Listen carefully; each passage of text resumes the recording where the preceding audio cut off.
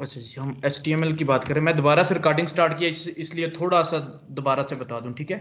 अब HTML क्या है जी? HTML hyper text markup language है। हम किस लिए यूज करते हैं इसको? वेबसाइट बनाने के लिए। बेसिकली ये बैकबोन लैंग्वेज है। ये काम इसका क्या है? इसके अंदर, वेबसाइट के अंदर ये कंटेंट को ऐड करती है, कंटेंट को डिफाइन करती है। आपके कंटेंट को, आपकी जो वेबसाइट का कंटेंट है जस्ट उसको डिफाइन करती है। जो CSS है आपकी, वो ऐड किए गए कंटेंट को, जो डिफाइन किया गया है कंटेंट, उसको लेआउट देती है, स्टाइल लगाती है, डिजाइन लगाती है, उसको कलर्स वगैरह देती है, जो CSS है। ठीक है। ये क्या करती है? ये एलिमेंट्स को यूज करके कंटेंट को ऐड करती है। जो HTML है कंटेंट को डिफाइन करती है, CSS उसे ऐड किए गए कंटेंट को कलर लगाती है, डिजाइन करती है, स्टाइल लगाती है। ठीक है। फॉर्मेटिंग लेआउट करती है। सर बनाती है। CSS भी हमारी लैंग्वेज है या वो C++ कब बोल रहे हैं? नहीं नहीं, CSS हमारी लैंग्वेज है, जिस तरह HTML है ना, जी जी, वो स्टाइल कैस्केडिंग स्टाइल शीट, ठीक हो। वो इसके साथ हम यूज करके उसको हम डिजाइन देंगे। जो HTML है ये ब्लैक एंड व्हाइट वेबसाइट बना सकते हैं आप HTML से। सिर्फ ब्लैक एंड जी व्हाइट जी, पेज आप क्या लें। इसमें भी कलर्स होते थे लेकिन वो कोड को डेप्रिकेट कर दिए गए, वो टैग डेप्रिकेट्स कर दिए गए हैं। ठीक है। अब क्या हो गया कि CSS को यूज करके हम वेबसाइट बनाते हैं। अब HTML stand for hyper text markup language है। ये क्या है? इसमें एलिमेंट्स होते हैं जिस तरह आम लैंग्वेज के अंदर एलिमेंट्स होते हैं ABC अली पे। ठीक है। इस तरह इसमें भी एलिमेंट्स होते हैं। हम उन एलिमेंट्स को यूज करके कोई भी एक लेआउट स्ट्रक्चर बनाने की कोशिश करते हैं, डिजाइन बनाते हैं। ठीक है। लेकिन CSS की हेल्प से वो स्ट्रक्चर बनता है, लेकिन कंटेंट को हम डिफाइन कर देते हैं इस HTML की मदद से। कंटेंट क्या? हमारा टेक्स्ट एक कंटेंट होता है। अगर हमने कोई भी टेक्स्ट लिखना है वो डिफाइन कर सकते हैं, वो लिख सकते हैं हम इसके अंदर। अगर कोई भी हमने इमेज लगानी है वो HTML के जरिए हम इमेज लगा सकते हैं। अगर कोई हमने वीडियो ऑडियो लगानी है वो HTML के जरिए हम लगा सकते हैं। अगर कोई हमने लिंक लगाना है, लिंक करना है, वो HTML के जरिए हम लिंक कर सकते हैं। ठीक है। CSS वो बाद की बात है। डिजाइन लगाना, इसको कलर लगाना, बैकग्राउंड कलर लगाना, जो भी लेआउट बनाना, स्ट्रक्चर बनाना, ठीक है, वो स्टाइल सब कुछ बाद की बात है। पहले हम जस्ट ऐड करेंगे, कंटेंट को डिफाइन करेंगे। तो HTML में हम क्या करते हैं? कोई भी टैग लिखते हैं, इन दो ब्रैकेट्स के दरमियान में टैग को लिखते हैं, और जो टैग लिखते हैं उसको हम क्लोज भी जरूर करते हैं ऐसे। ठीक है। कुछ ऐसे टैग्स हैं, एलिमेंट्स हैं, टैग एलिमेंट एक ही चीज है, वो क्लोज नहीं किए जाते ऐसे। अब पहला एलिमेंट अगर मैंने यहां पे आके लगाया HTML, तो इसको मैंने यहां पे क्लोज कर दिया। ऐसे आपने लगाना है। HTML के यही स्पेल होने चाहिए इस तरह। ठीक है। अच्छा जी, मैंने ये HTML का एलिमेंट लगाया, ये ब्राउजर को बताता है। हमने इसको सेव करके ब्राउजर में ओपन करके देखना होता है इसकी आउटपुट। ठीक है। तो ब्राउजर इसको पढ़ने के बाद इसको शो करवाता है, इसका आउटपुट आपको देता है। अब HTML हमने लिख दिया, कोड ये बता रहा है ब्राउजर को कि यहाँ पे HTML का कोई कोड आने वाला है। इसके अंदर आगे हमने एक हेड का टैग लगाया। ये हमने क्या दी, यहाँ पे स्पेस दे दी, एक टैब देके इसको लिखा कि ये जरा क्लीन हो जाए, क्लियर हो जाए, पता चले कि उसके अंदर आ रहा है, नेस्टेड है, उसका चाइल्ड है। फिर एक और हमने चाइल्ड लगाया, बॉडी का चाइल्ड यहाँ पे। ठीक है। ये भी टैग है, वो भी टैग है, सारे ही टैग्स हैं। हर टैग का अपना एक काम है। ठीक है। हर एलिमेंट, इनको बेसिकली एलिमेंट कहें तो ज्यादा समझ आती है। हर एलिमेंट का एक अपना काम है।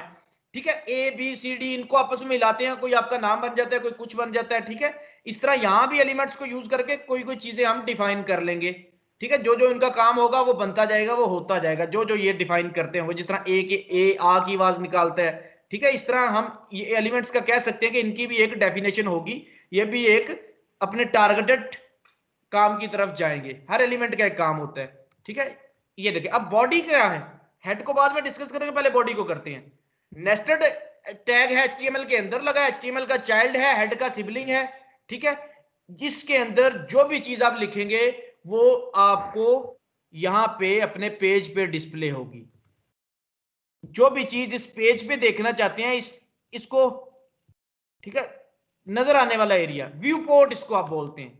व्यू पोर्ट, नजर आने वाला एरिया, जो आपका यहां से लेकर यहां तक होता है। ये देखिए, ये आपका सारा नजर आने वाला एरिया, जो सारा बॉडी के अंदर जो भी लिखेंगे वो यहां पे डिस्प्ले होगा। या आप ये कह सकते हैं जो यहां पे डिस्प्ले करवाना है आपने, वो बॉडी के अंदर लिखना है आपने। ठीक है। इस बॉडी के अंदर जो भी लिखेंगे वो आपका व्यू पोर्ट बनेगा, यहां पे आएगा, यहां पे आपको नजर आएगा। जो चीज आप यहां पे देखना चाहते हैं इस एरिया के अंदर, वो आपको बॉडी में लिखनी है। ठीक है। नजर आने वाला एरिया यहां पे जो डिस्प्ले होता है आपका। हेड क्या एक्सक्यूज मी है? सर। जी जी। सर थोड़ा सा समझने मुश्किल हो रहा है, आप बजाय ये कहने के ना कि यहाँ पर आप काइंडली वो वर्ड्स बोल लिया करें, जैसे ऊपर जिस तरह आप बोल रहे थे तो आप बता सकते हैं कि मतलब जो वो फ्लेम इसको व्यू जहाँ पे पोर्ट लिखा हुआ बोलते है, हैं, view port. View port. Okay वो सर। उसको बताना भी था ना व्यू पोर्ट होता क्या है। व्यू पोर्ट ये है, ये सामने वाला एरिया, ये जो नजर आ रहा है आपको सामने, ठीक है, ये व्यू पोर्ट आप एचटीएमएल के अंदर कहते हो। ये स्क्रीन शेयर नहीं है मेरी आप लोगों से? जी सर Yes, शेयर clear है। स्क्रीन शेयर है, लेकिन ना सर मतलब थोड़ा सा नेट की इश्यू की वजह से ना जो आपका वो जो कर्सर है ना वो मतलब अच्छा के आगे पीछे हो जाता है, तो इस वजह से वो अच्छा, स्टिल वो हो जाता लेट है एक आपके जगह। साथ पास शो होता है, ठीक हो गया, मैं आस्था जी सर। मतलब उसके साथ मैं करा करूंगा, ठीक है। मैं वर्ड बोल देता हूँ व्यू पोर्ट, फिर वो व्यू पोर्ट का बच्चों को नहीं पता होता, वो फिर बताना पड़ता है कि ये व्यू पोर्ट ये वाला एरिया, ये जो सामने नजर आ रहा है, ठीक है। जो बॉडी के अंदर आप लिखेंगे, कुछ भी लिखेंगे, वो आपका यहाँ पे व्यू पोर्ट पे नजर आएगा। हेड क्या है? मेटा डाटा, किसी को पता है मेटा डाटा क्या होता है? मेटा डाटा क्या होता है? मेटा डाटा सर डेटा के बारे में जो डेटा होता है, जैसे एक नाम। Sir data about data. Data about data meta data. Sir मौसम जैसे आप क्या नाम कह पे रहे थे? कुछ, सर डेटा के बारे में कोई अगर डेटा हो ना तो वो हमारे पास मेटा डेटा कहलाता है। जैसे मेरा नाम है तो ये करैक्टर में लिखा जाएगा, तो करैक्टर जो इसकी टाइप है वो इसका मेटा डेटा है मेरा एक एंटिटी का। अब ये कह डाटा सकते हैं अबाउट डाटा। डाटा के अबाउट डाटा, बेसिक आप ऐसे ही पढ़ा है ना आपने, डाटा के अबाउट कोई डाटा। जी सर। हेड में भी यही चीज डिफाइन होती है, जो आपका डॉक्यूमेंट होता है उसके अबाउट जो भी डाटा होता है, उसके अबाउट जो भी फाइल्स होती हैं, उससे रिलेटेड जो भी आपके एसेट्स होते हैं, वो आप यहाँ पे लिख देते हो, ठीक है। वो आप यहाँ पे टाइप करते हो। लाइक आपकी कोई CSS की फाइल है, वो आप इसके साथ अटैच करना चाहते हैं तो आप हेड में लिखते हैं। अगर आपके पास जावास्क्रिप्ट की फाइल है, वो आप अटैच करना चाहते हैं, वो आप यहाँ पे लिखते हैं, ठीक है। अगर आप स्टाइल डिफाइन करना चाहते हैं, इंटरनल स्टाइल, वो आप यहाँ पे लिखते हैं। अभी तक हम जस्ट यहाँ पे लिखेंगे टाइटल। अब टाइटल कहाँ पे नजर आता है ये मैं आपको बता देता हूँ। देखिए अभी यहाँ पे मैंने क्या किया, टैब नहीं दी, ये आप टैब टैब दे ले, यहाँ पे पता चले कि ये हेड का ये चाइल्ड है। ब्राउजर के हेड बिल्कुल जो जहाँ पर लिंक दिया होता है वहां पर नजर आ रहा था टाइटल जो भी हम बिल्कुल लिखेंगे। बिल्कुल, मैं आपको बता देता हूँ। Excuse me sir. This is our title. जी जी, सर ये जो थी टैब मतलब नीचे वाली इस पे क्यों नहीं लगाई हुई, नीचे क्यों लगाई हुई? आपने एक जगह लगाई हुई दूसरी जगह नहीं लगाई हुई, क्यों? कौन सी वाली क्या कह रही है? सर ये जो टैब स्लैश स्लैश टाइटल। ये हर जगह पे लगाए हुए देखें, यहाँ पे जरूरत थी, यहाँ पे लगाया है, यहाँ पे लगाया है, यहाँ पे लगाया है। ये सिबलिंग्स हैं। मतलब इसकी कोई स्पेसिफिक जगह है लगाने की? नहीं नहीं नहीं नहीं नहीं, ये जस्ट इसलिए कि ये बता रहा है आपको, बताया था। ये देखिए, ये पता चल रहा है यहाँ से कि ये हेड के अंदर आ रहा है। ये जो टाइटल है, हेड यहाँ पे एक लाइन में बिल्कुल सीधा है, इसका मतलब हेड के अंदर ये चाइल्ड आ रहा है टाइटल। अगर मैं इसको ऐसा कर दूंगा जरा कंफ्यूज करेगा थोड़ा सा, और कोई मसला नहीं है। अगर ये सारा ही कोड मैं टैब्स के बिना करूँ ना तो मसला कोई नहीं होता। ब्राउजर तो एक एप्लीकेशन है, वो तो इसको पढ़ लेगा, लेकिन ये कोड नहीं अच्छा बनता है। ये देखिए, ये कोड नहीं अच्छा बनता।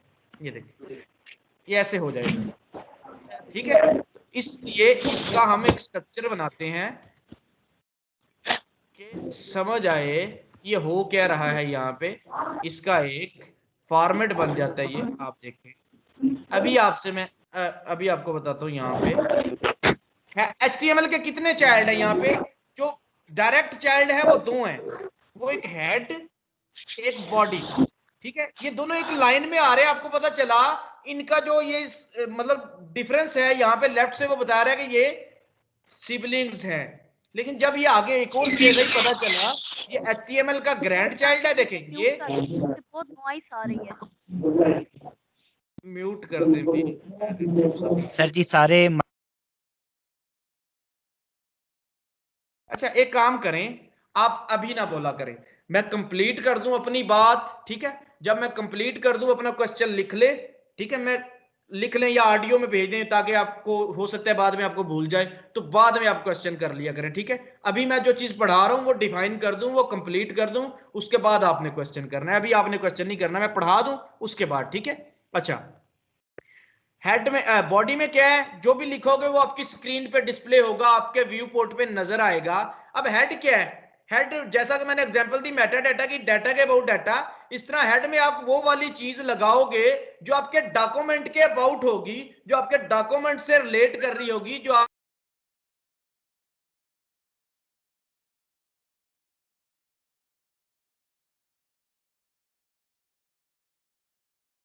फाइल अटैच करेंगे हेड के अंदर। अगर कोई जावास्क्रिप्ट की फाइल होगी वो भी हम अटैच करेंगे हेड के अंदर। क्यों?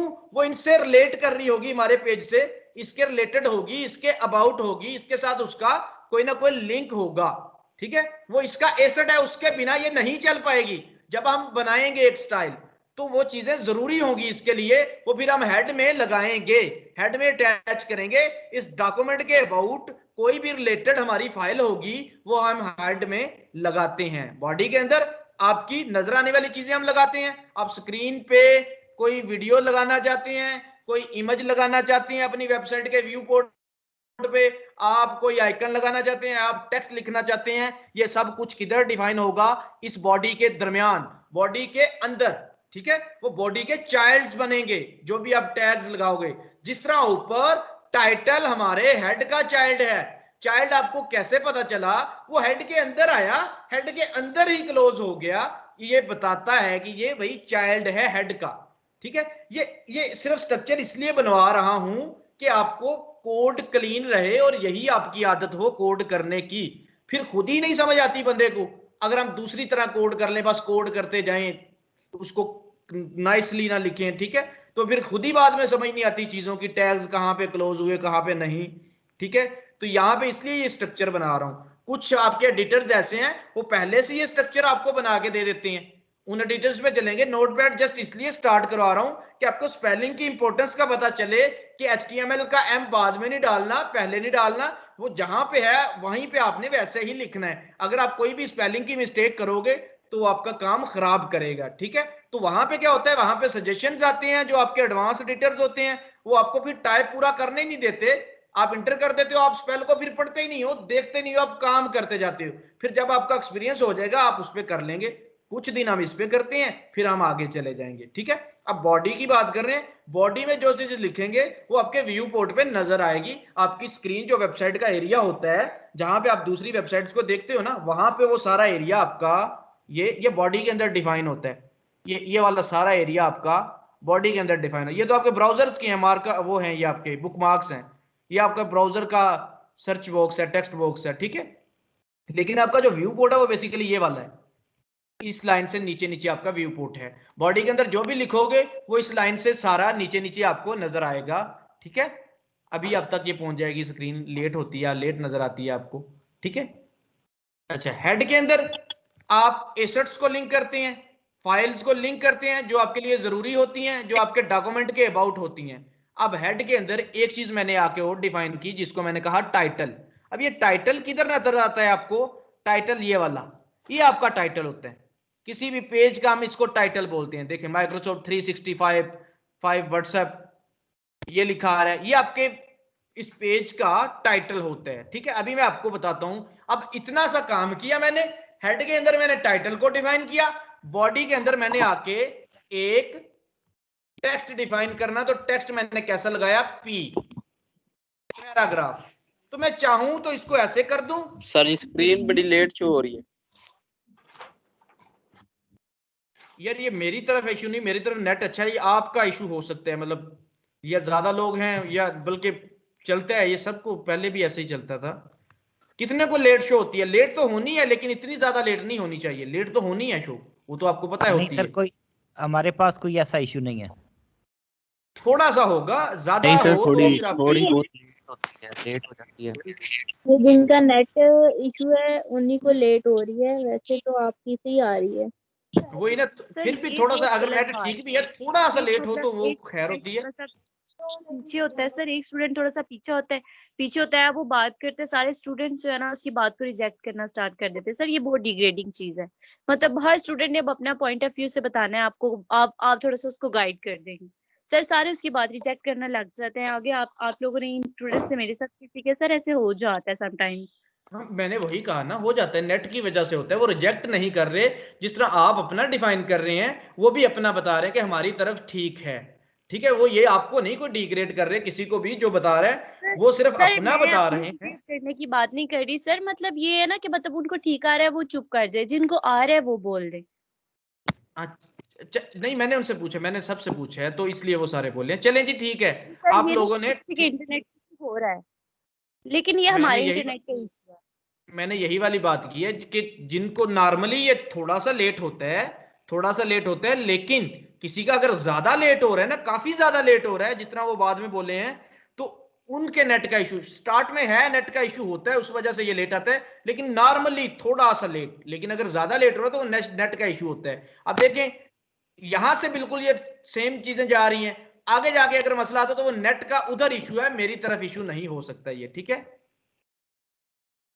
फिर भी आप बता सकते हैं, ये सबको खुली इजाजत है, अगर किसी को भाई लेट नजर आ रहा है तो वो बता सकता है, बेशक उसकी तरफ इशू है, लेकिन बताने में कोई हरज नहीं है, वो कह सकता है। तो मैं क्या करूंगा, थोड़ा सा अपनी मतलब जो बोल रहा हूं और स्क्रीन को थोड़ा सा लेट जल्दी रोटेट करूंगा और बोलूंगा थोड़ा सा लेट, ठीक है। तो कोई ऐसा इशू नहीं है, मैं पहले ही उस चीज को नोट करके बोल रहा हूं कि थोड़ा सा लेट होता है, लेकिन अगर किसी का ज्यादा हो रहा है तो परेशान होने की बात नहीं, बता सकते हैं आप, ठीक है।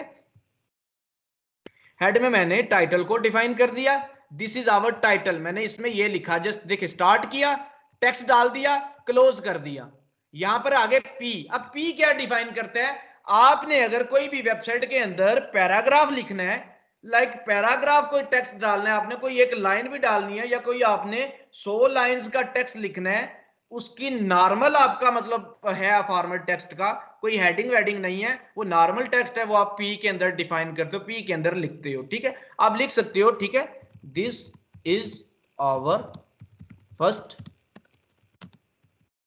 लेक्चर, आपने ये जस्ट इतना टाइप किया। अच्छा, अब अगर इसको मैं ऐसा कर दूं, आपको तब भी इसको समझ लेना चाहिए, समझने की आदत करनी है कि क्या हुआ, उसी लाइन में स्टार्ट कर दिया, उसी में क्लोज कर दिया, इससे कोई मसला नहीं।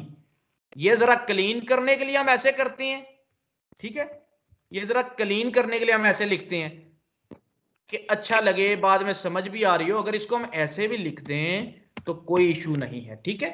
हुआ तो वही, टैग लगा, टेक्स्ट लिखा, क्लोज कर दिया, ठीक है, काम तो वही हुआ।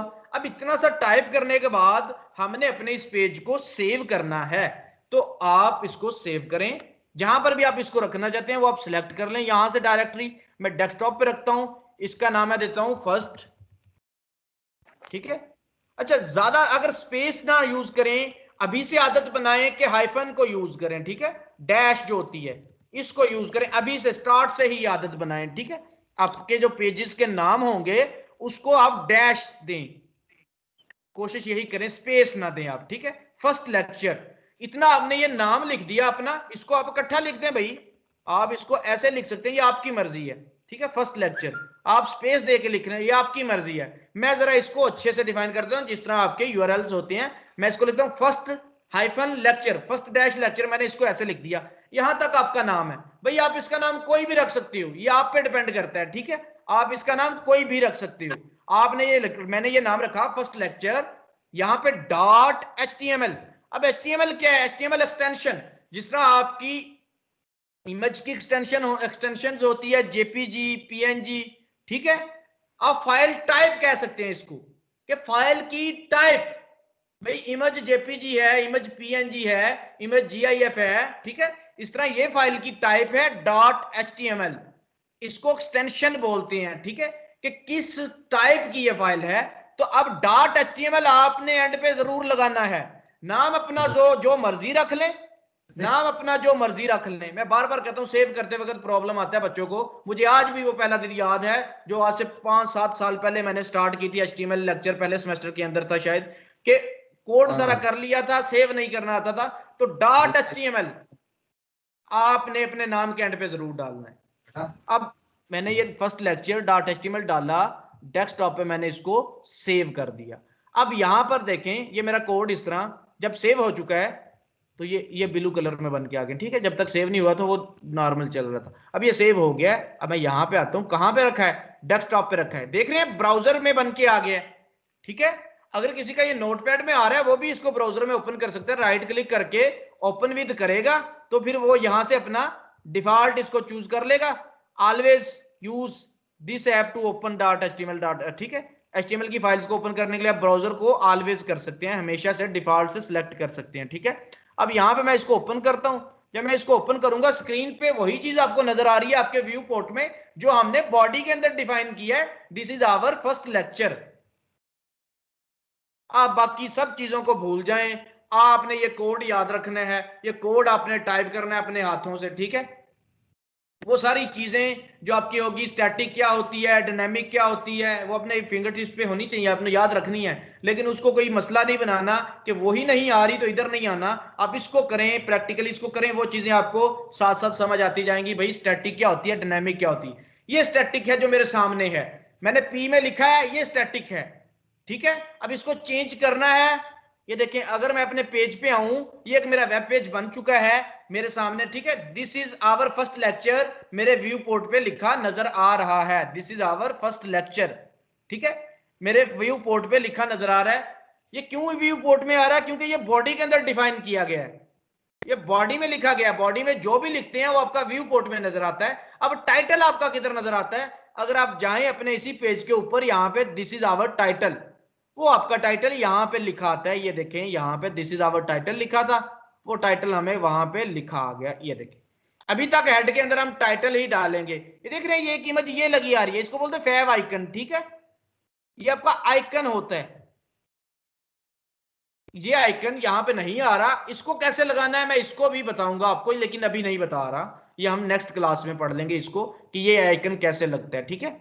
अच्छा, अब यहाँ पे आ जाए। अब हेड का हमने सिर्फ टाइटल लगाया, यहाँ पे आगे बॉडी में हमने एक पी लिख दिया। जब आप स्टार्ट में काम कर रहे होते हैं वेबसाइट पे, तो क्लाइंट आपको कंटेंट प्रोवाइड नहीं करता, वो कहता है कि अभी आप काम स्टार्ट करें, टेक्स्ट में आपको बाद में प्रोवाइड करूंगा, अभी आप डमी कंटेंट लिखें। तो वो डमी कंटेंट आपको कहां से मिलता है? आपने जस्ट यहां पे आना है, आपने यहां पे टाइप करना है लॉरम इप्सम, ठीक है। आपने टाइप करना है, आपको यहां पे बहुत से टेक्स्ट आपको मिल जाएंगे, पैराग्राफ्स, ठीक है। अब lipsum.com पे चले जाएंगे तो आपको ये कंटेंट, ये टेक्स्ट आपको मिल जाएंगे, ठीक है। जब क्लाइंट कहते हैं ना डमी कंटेंट पुट कर दें, तो ये वाला आप डमी कंटेंट पुट कर सकते हैं यहां से कोई भी, ठीक है। मैं यहां पे आता हूं, ये देखें, ये यहां से कॉपी करता हूं ये टेक्स्ट, और मैं इसको कॉपी करने के बाद अपने उस पैराग्राफ में जाके पेस्ट कर देता हूं। ये देखें, पैराग्राफ के दरमियान में पेस्ट करना है, जहां पे आपका स्टार्ट और क्लोज है, ठीक है। मैं आपको दोनों तरीके बता रहा हूं कि अगर आपका एक लाइन में भी क्लोज हो जाता है ना ये, तो कोई इशू नहीं है, ठीक है। लेकिन आप अच्छे से डिफाइन करते हैं, पी स्टार्ट हुआ, पी क्लोज हो गया, पी के अंदर आपने टेक्स्ट लिख दिया, फिर आपने कंट्रोल एस कर दिया, दोबारा एक्सटेंशन देने की जरूरत नहीं, दोबारा सेव एज करने की जरूरत नहीं, फिर आपने कंट्रोल एस करते जाना है। जितनी आप चेंज करेंगे उसको सेव कर देंगे, इधर आएंगे ब्राउजर में आके इसको रिफ्रेश कर देंगे, ठीक है। वो आपका सारा टेक्स्ट यहाँ पे लिखा आ रहा है, ठीक है। जो आपने वो इतना बड़ा पैराग्राफ डाला था, वो पैराग्राफ आपका यहाँ पे आ गया। जब क्लाइंट बात कर रहा होता है कि आप डमी कंटेंट पुट कर दें, तो आपने lipsum.com पे चले जाना है, यहाँ पे आपको डमी कंटेंट मिल जाएगा, ठीक है। lipsum.com, ये चीजें साथ साथ बताने वाली होती है, क्या आप नोट कर लें, ठीक है इनको। ये डमी कंटेंट क्यों यूज करते हैं?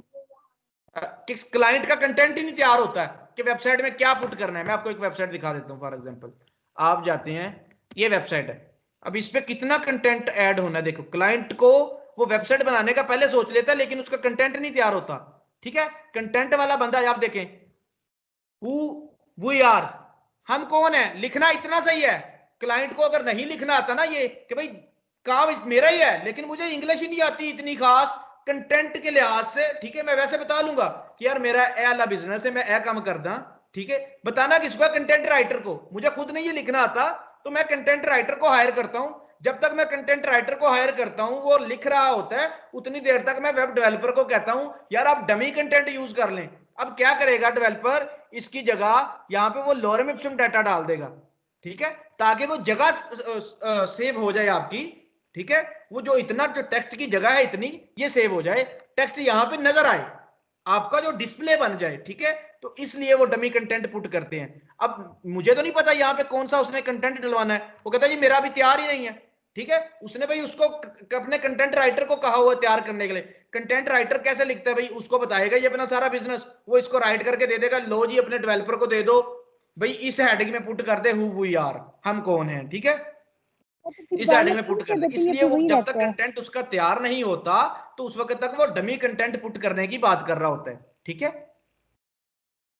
सर जब तैयार हो जाता है तो फिर पुट कर देते हैं, फिर हम रिप्लेस कर देते हैं। फिर जब तैयार हो जाता है, वो आपको कोई इसकी वर्ड की फाइल देगा, उसमें हेडिंग्स लिखी होगी, इस हेडिंग में ये लिखो, इस हेडिंग में ये लिखो, इस हेडिंग में ये लिखो। फिर आप क्या करते हैं, उस फाइल से कॉपी करते हैं ये सारा। देखो ये कॉपी करके आप फिर इस डमी कंटेंट को खत्म कर देते हैं। ये जी इसको खत्म किया, जो उसने भेजा वो आपने पुट कर दिया, ठीक है। आपने तो उसको भाई रनिंग फॉर्म में बिल्कुल देखें, तो जो वहां पे था वो यहाँ पे आ गया, ठीक है। टेक्स्ट आया ना, डिजाइन वगैरह तो बाद में लगता है, ये हम चेंज करने की बात करें, ऐसे चेंज होता है।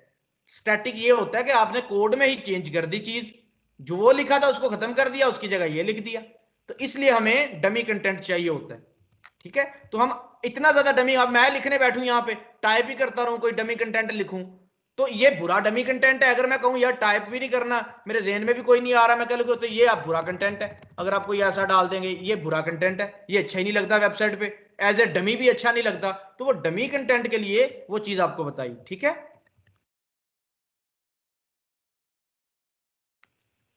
अच्छा जी, ये था पैराग्राफ। कोई भी आपने पैराग्राफ डिफाइन करना है वो आप पी से डिफाइन करोगे, ठीक है। आपको पता है जी ये नॉर्मल टेक्स्ट है। मैं आपको, चलिए ये वेबसाइट मेरे सामने ओपन ही है, आप देख सकते हैं यहाँ पे कि आप कहेंगे यार ये पैराग्राफ है, ये हेडिंग है, ये जरा छोटी हेडिंग है, ठीक है। आप इसको भी कह लें कि ये जरा पैराग्राफ ही है, या पैराग्राफ से बड़ी हेडिंग कह सकते हैं, या पैराग्राफ को बोल्ड कर दिया गया।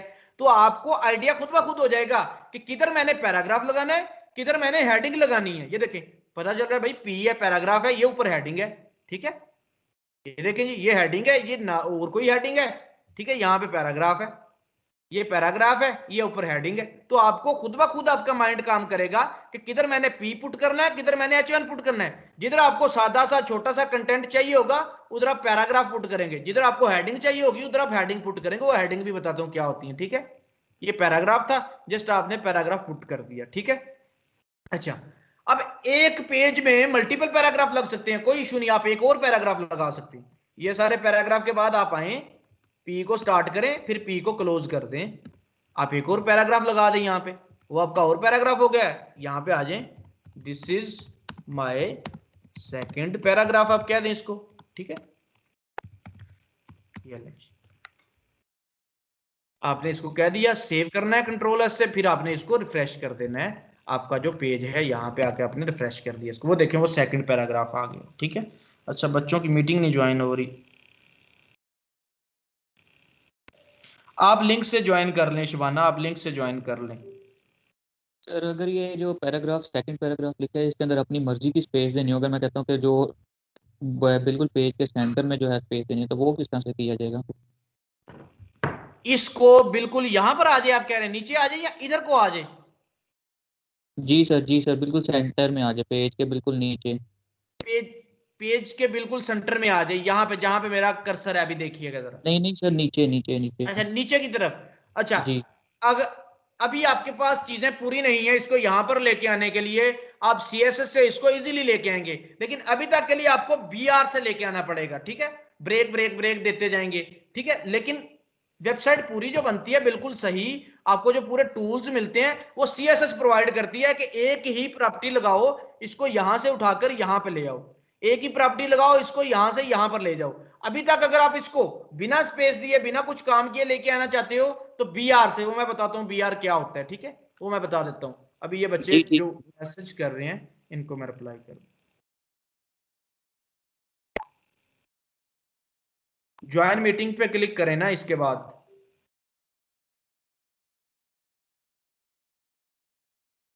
आप अभी ना करें लॉगिन, आपको मैंने जो लिंक भेजा है ग्रुप में, आप उससे ज्वाइन करें।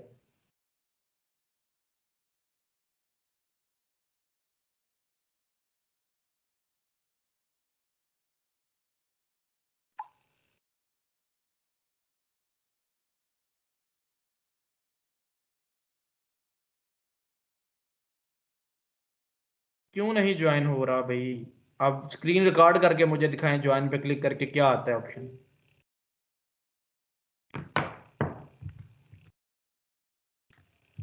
अच्छा जी, दिस, ये आपका सेकंड पैराग्राफ आ गया। अगर ये देखें, आप कहते हैं कि इसको लेके आना है, तो अभी तक ये BR क्या काम करता है? ब्रेक देता है आपकी, ठीक है। आप इसको कॉपी पेस्ट करके ज्यादा ज्यादा लगाते जाएं तो ये आपकी नीचे इसको ब्रेक देता ले आएगा, क्योंकि अभी तक आपके पास टूल्स नहीं पूरे। ये काम इसका क्या है? जस्ट ऐड करना है, ये नहीं बताया कि इसको लेआउट करना है, इसको अलाइन करना कहीं पे। HTML का काम ही नहीं है अलाइनमेंट करना, अलाइनमेंट आपकी CSS करती है, HTML जस्ट ऐड करता है कंटेंट को, ठीक है। HTML आपका जो कंटेंट है उसको डिफाइन करता है, अलाइनमेंट नहीं करता। अलाइनमेंट आपके कंटेंट की CSS करता है, ठीक है। ये BR के टैग को क्लोज करने की जरूरत नहीं होती। नहीं, इसको क्लोज करने की जरूरत नहीं होती। आप इसमें ऐसे कर सकते हैं, इसको आप ऐसे भी लिख सकते हैं BR को, ठीक है। आप एक ही BR को ऐसे भी लिख सकते हैं आप, इसका कोई इशू नहीं है, लेकिन इसको क्लोज करने की जरूरत नहीं होती। ये BR हम लोग स्पेस के लिए यूज करते हैं। ब्रेक के लिए, स्पेस के लिए नहीं, ब्रेक के लिए। स्पेस के लिए भी बताऊंगा आप क्या यूज करते हैं। ये हम ब्रेक के लिए यूज करते हैं, ब्रेक देते हैं, ये नीचे नीचे चला जाता है, ठीक है। Just like enter. हाँ, एंटर कह लें आप। अच्छा जी, ये मैं ब्रेक अभी खत्म करता हूँ। सर पैराग्राफ में भी तो ये ऑप्शन होता है कि आप ओपनिंग ही लगाएं, क्लोजिंग ना लगाएं, इसमें भी तो ऑप्शन होता है। ऑप्शन नहीं होता। अच्छा, वो आपको बताता हूँ। अगर आप ये कहती है ना, ये ऑप्शन कभी भी नहीं होता आपके पैराग्राफ में, आपने क्लोज करना होता है, आपका स्ट्रक्चर खराब हो जाता है। स्ट्रक्चर अभी एग्जांपल दूंगा कैसे खराब होता है, लेकिन वो फिर आगे की चीज साथ अटैच करके एग्जांपल देनी पड़ेगी। अभी आपको पता ही नहीं चलेगा स्ट्रक्चर कैसे खराब हुआ आपका। मैं आपको बता देता हूं, यहां पे आए तो फिर CSS लगानी पड़ेगी, यहां पे डिफाइन करने के। मैं आपको बता रहा हूं, मेरे पे भी इतबार कर लें, फिर मैं आपको इसका प्रैक्टिस करके दिखा दूंगा, प्रैक्टिकल करके दिखा दूंगा। अभी तक आप मेरे पे ट्रस्ट कर लें कि भाई क्लोजिंग करनी पड़ती है, ठीक है। अच्छा जी, आगे चलें। इसको मैं सेव कर दूं, जब मैं सेव करूंगा तभी इसका यहाँ पे इफेक्ट आएगा। अच्छा जी, सेकंड पैराग्राफ भी मैंने लगा दिया। ये था P पैराग्राफ लगाता है। अगर मैं यहां पे आऊं P के अंदर, ये स्पेस दे दूं इतनी ज्यादा, ये स्पेस दे दूं इतनी ज्यादा, ये स्पेस दे दूं इतनी ज्यादा, मैंने P के अंदर स्पेस दे दी, लेकिन आपके पेज पे वो स्पेस नजर नहीं आएगी, ठीक है। ब्राउजर इसको नहीं मानता। अगर आप ऐसी कोई स्पेस देना चाहते हैं, ठीक है, वो आप नोटपैड में तो दे लिया आपने, लेकिन यहां पे नहीं आई, ठीक है, इग्नोर कर देते हैं। इग्नोर करता है। अब हमने इग्नोर नहीं करवाना, हमने कहना जिस तरह हमने लिखा है वैसा ही लिखा है, तो हम टैग यूज करेंगे यहां पे प्री का। ये भी सेम पैराग्राफ की तरह ही लिखा जाता है, लिखता है पैराग्राफ ही लिखता है, प्री, ठीक है। अब मैं इनको वापस कर देता हूं, जो मैंने ऐसे किया था ना, इसको मैं वापस कर देता हूं।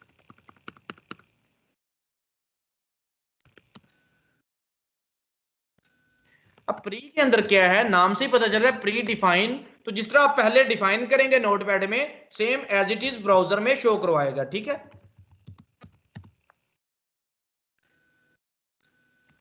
मैं इसको सेव करता हूं और मैं पैराग्राफ को यहां पे स्पेस दे देता हूं, थर्ड को भी यहां से स्पेस दे देता हूं, और इज को भी यहां से स्पेस दे देता हूं। जैसा आप यहां पे डिफाइन करोगे प्री का टैग, वैसा ही यहां पे शो करवाएगा, ठीक है। जी सर।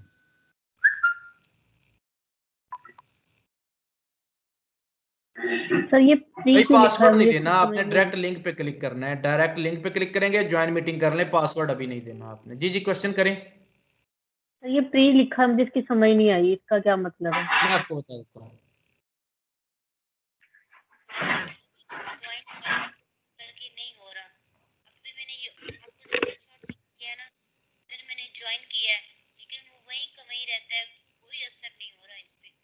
अच्छा फरहाना, आज आप रिकॉर्डिंग पे गुजारा कर लीजिएगा, फिर मैं अभी आज ही करके जाऊंगा क्लास के बाद, यहाँ बैठ के आपके पासवर्ड्स लगा के जाऊंगा। ड्यूरिंग क्लास मैंने लगाने की कोशिश की है, 2 दफ़ा मैं इंटर किया, वो पासवर्ड्स मुझे नहीं मिले। फिर मैं क्लास के बाद यहाँ पे लगा के जाऊंगा। आज रिकॉर्डिंग पे आप कर लीजिएगा, ठीक है। आपको रिकॉर्डिंग रिमूव मिलेगी, चीज़ें जो फालतू चीज़ें हैं, इतनी ज़्यादा बड़ी रिकॉर्डिंग नहीं होगी, ठीक है।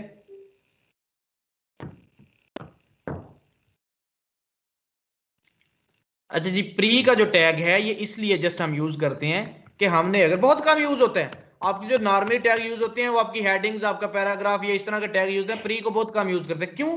इसका अल्टरनेटिव हमारे पास बहुत है। हमें पता है कि इसको अगर हम CSS को यूज करके सारी चीजें हम इजीली कर सकते हैं। ये देखें, नॉर्मली हमारा ये ऐसा था, एक अगर आपको जरूरत पड़ेगी कि आप वहां पे चाहते हैं, ये देखें, आप वहां पे चाहते हैं कि पैराग्राफ काफी हटके आए, तो आप प्री का टैग यूज करोगे, जितना यहां पे स्पेस दोगे उतनी स्पेस लेगा। लेकिन अगर आप यही काम P के अंदर करना चाहेंगे तो P इस चीज को नहीं मानेगा, इग्नोर करेगा, प्री मान जाएगा। और पी इसको इग्नोर करेगा। देख रहे हैं वो पैराग्राफ उसका वहीं पे रुका हुआ है, इसका पैराग्राफ कितनी आगे चला गया है, देख रहे हैं। ठीक है सर ये देखें। जी जी सर हम एंड NBSP के जरिए से भी तो स्पेस दे सकते हैं। वो कॉपी करेंगे ना, मतलब कॉपी करके स्पेस लगाते जाएंगे। उससे अच्छा ये वाला काम कर लें फिर हम, अगर ऐसा करना है तो। यस ऐसा सर। करने की जरूरत सर ही नहीं पड़ती। इसमें सिर्फ यही फर्क है कि ये इस स्पेस को इंक्लूड करता है, वो इंक्लूड नहीं करता, बस यही है और कुछ नहीं। अभी तक तो यही है, मैंने तो जो पढ़ा है, मैंने इसको यूज ही नहीं किया कभी, लेकिन पढ़ाने के लिए आपको कर रहा हूं कि आपको चलो डिफरेंस पता चले। अभी तक तो मैंने इसका यही देखा है। Okay sir.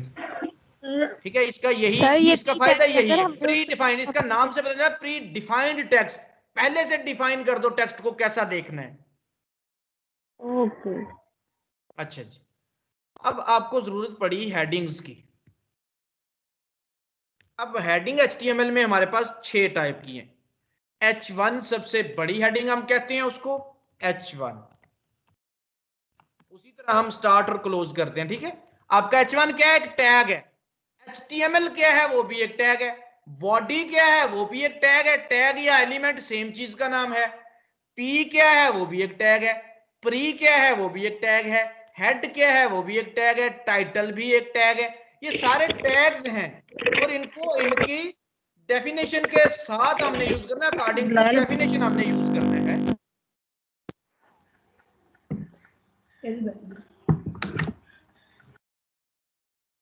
अच्छा जी, H1 दिस फर्स्ट हेडिंग।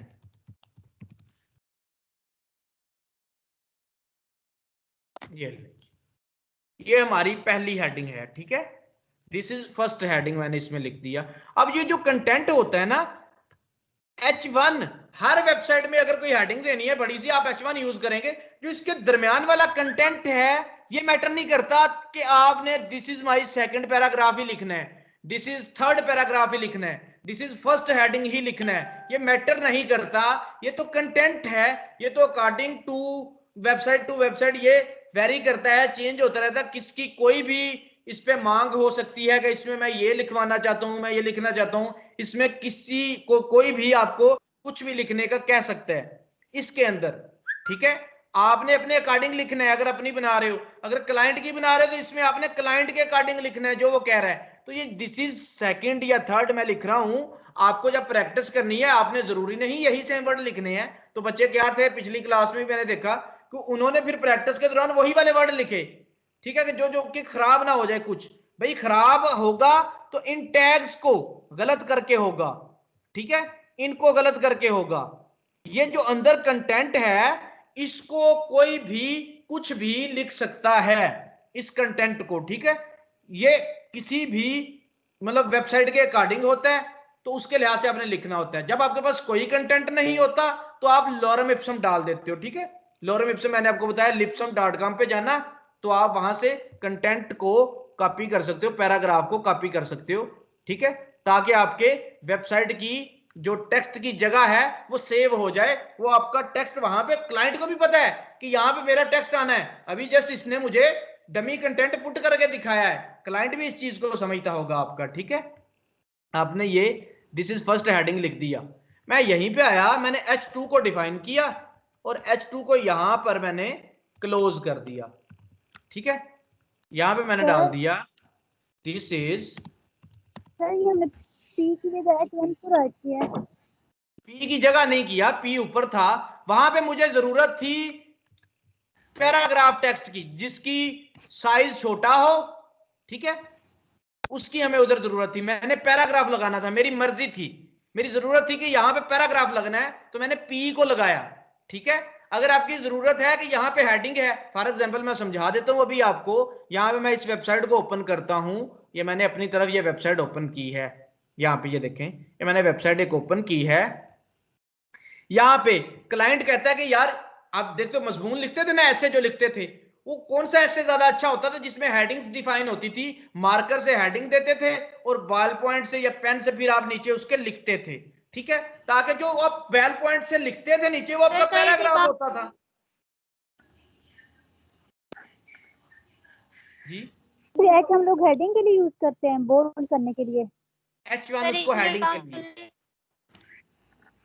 आपकी आवाज नहीं आ रही, कौन यहाँ पे आप बोल रहे हैं? अमरीन क्या कह रही हैं आप? नो सर मैंने कुछ नहीं कहा। किसी का क्वेश्चन है यहाँ पे, आवाज नहीं उनकी आ रही हमारे सर पास। बहुत से बच्चों का होगा और इसके अलावा सर नेट का भी प्रॉब्लम है, तो सर आप ग्रुप में ये सेंड कर दीजिएगा रिकॉर्डिंग। हाँ रिकॉर्डिंग में इनको जूमे लगा दी है मैंने एक बंदे को, वो इसको कर देगा सेंड, आपको ग्रुप में कर देगा, ठीक है। तो मैं पहले इसलिए आपसे पूछता था जिस दिन कि भाई आपका नेट बिल्कुल अच्छा होना चाहिए इस चीज के लिए, ठीक है, तसलसल वाला आपका नेट होना चाहिए। आपकी यूट्यूब तो बहुत अच्छी है, आप उसको चला के ना कहें कि आपका नेट अच्छा है, ठीक है। आप चीजों को इनको मीटिंग ज्वाइन करने के बाद आपको पता चलेगा कि नेट आपका कितना अच्छा है, इंटरनेट आपका, ठीक है। तो वो तो बड़ी लाइट वेट वेबसाइट्स हैं, वो ओपन हो जाती हैं, उन्होंने बड़े अच्छे से उसको बनाया है यूट्यूब को, ठीक है। इतना कंटेंट और इतनी चीजें होने के बावजूद वो बड़ी जल्दी लोड होती है और बड़ी वो आपकी लाइट वेट वेबसाइट। अच्छा आपने H1 लगाया बड़ी हेडिंग के लिए, H2 आप लगाते हो जरा उससे छोटी हेडिंग लिखनी हो तो आपकी मर्जी है ना, कहीं पे जरूरत पड़ जाती है सब हेडिंग की तो आप वहां पे H2 लगा देते हो, ठीक है। अगर आपको इससे H1 से जो बड़ी हेडिंग है वो लगानी हो तो फिर क्या करेंगे? H1 से बड़ी हेडिंग यहाँ पे आपके पास नहीं है मौजूद, लेकिन फिर आपको वही वाली बात बताई कि फिर आप CSS के साइज को यूज करते हो। फॉन्ट साइज आप 200 पिक्सल कर लो, वो बड़ा हो जाएगा, 400 पिक्सल का जितना मर्जी बड़ा कर लें आप। अच्छा एक और बात अगर मैं आपको बताऊं तो ये जो आपकी H1 H2 H3 है ना, ये देखें, अगर H1 आप कहते हैं बड़ी हेडिंग है, H2 उससे छोटी है, H3 मैंने लगाया उससे छोटी है, H3 this is third heading, ये देखें ये तीनों मैंने हेडिंग लगा दी, H1 को, H2 को, H3 को, एक बड़ी है, एक उससे छोटी है, एक उससे छोटी है। अगर आपने ये जो इनका डिफाइन करदा पहले से डिफाइन शुदा जो टेक्स्ट साइज है उससे बढ़ाना है तो आप H3 को H1 से बड़ा लिख सकते हो भाई, किसको यूज करके? CSS के साइज को यूज करके, ठीक है, आप उसको बड़ा कर सकते हो। लेकिन ब्राउजर को पता होगा कि ये H3 है ये H1 है, ब्राउजर को ये चीज मालूम होगी, ठीक है।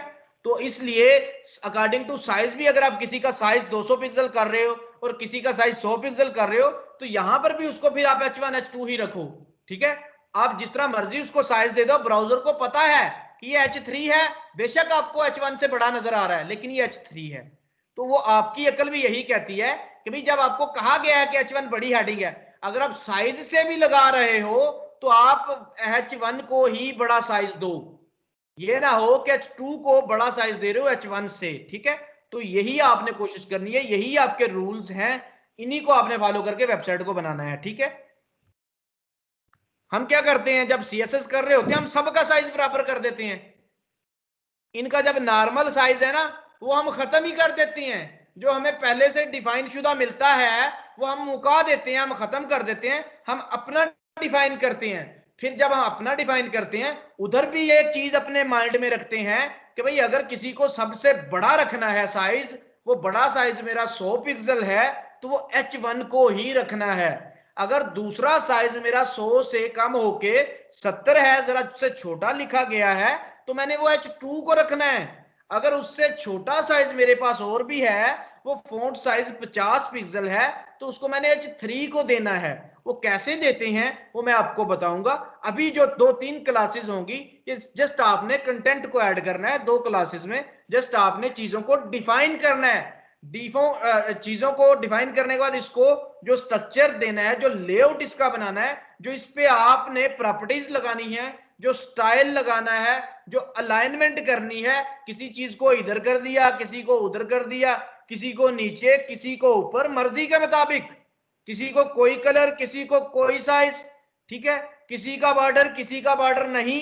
वो किससे करते हैं? वो CSS से आप करोगे। लेकिन अभी HTML की डेफिनेशन ही यही है।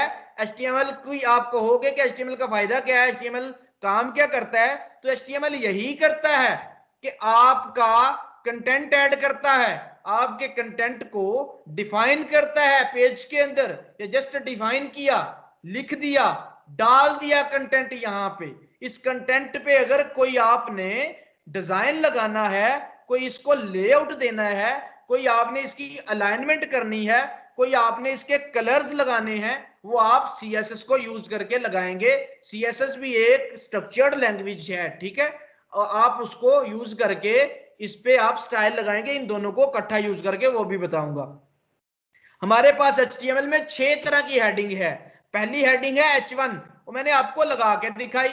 ये चीज मैंने आपको बता दी है कि जिस टैग को स्टार्ट करना है उस टैग को क्लोज करना है, मां सिवाय कुछ ऐसे टैग्स के जो मैं आपको साथ साथ बताता जाऊंगा। कौन से? अभी तक हमने जस्ट एक टैग देखा था, वो BR था, वो दोबारा से मैं बताऊंगा BR का फायदा क्या है। ये H3 उससे जरा छोटी, ये कंफ्यूज होने वाली बात ही नहीं है। जब आपने कोई नॉर्मल टेक्स्ट लिखना है, ठीक है, मजमून लिखते थे, ऐसे लिखते थे, जो पेंसिल से लिखते थे, हेडिंग के बिना लिखते थे, वो आपका पैराग्राफ होता था, वो आपका नॉर्मल टेक्स्ट होता था। पूरे आपके पेपर में, पूरे आपके पेज में वो आपका नॉर्मल टेक्स्ट होता था, ठीक है। इसी तरह अगर आप नॉर्मल टेक्स्ट लिखोगे, यहां पर भी आप P को डालोगे। अब नॉर्मल टेक्स्ट कौन सा है आपकी वेबसाइट में? भाई जी ये नॉर्मल टेक्स्ट है, ये वाला। आप अगर वेबसाइट को विजिट कर लें, ये नॉर्मल टेक्स्ट है आपका। आप पूरी वेबसाइट देख लें, ये आपका नॉर्मल है जो यहाँ पे लिखा आ रहा है। पूरी वेबसाइट देख लें, ये आपका नॉर्मल है। नीचे चले जाएं, ये आपका नॉर्मल है, ये आपका नॉर्मल है, ठीक है। तो इस तरह आप जो आपका नॉर्मल टेक्स्ट होगा उसको आप P में लिखोगे। प्री में आप भले ही कुछ ना लिखो, बस प्री का पता होना चाहिए। प्री का काम क्या है? Pre defined text.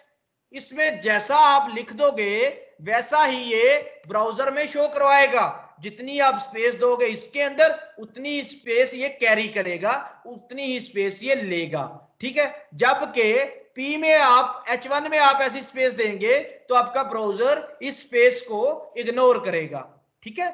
अब मैंने 3 तरह की हेडिंग यहां पे डिफाइन कर दी। अब मैं चौथी हेडिंग को डिफाइन करने जा रहा हूं यहां पे H4, और H4 को मैं यहां पर क्लोज भी कर देता हूं, ठीक है। आपको बस इससे कोई मसला नहीं होना चाहिए कि मैं इसको H4 को ऐसे लिख रहा हूं। इसको आप जैसे चाहें वैसे लिख सकते हैं, लेकिन मैंने जरा अच्छा बनाने के लिए, एक स्ट्रक्चर बनाने के लिए, ठीक है, एक हायरार्की बनाने के लिए इसको ऐसे किया।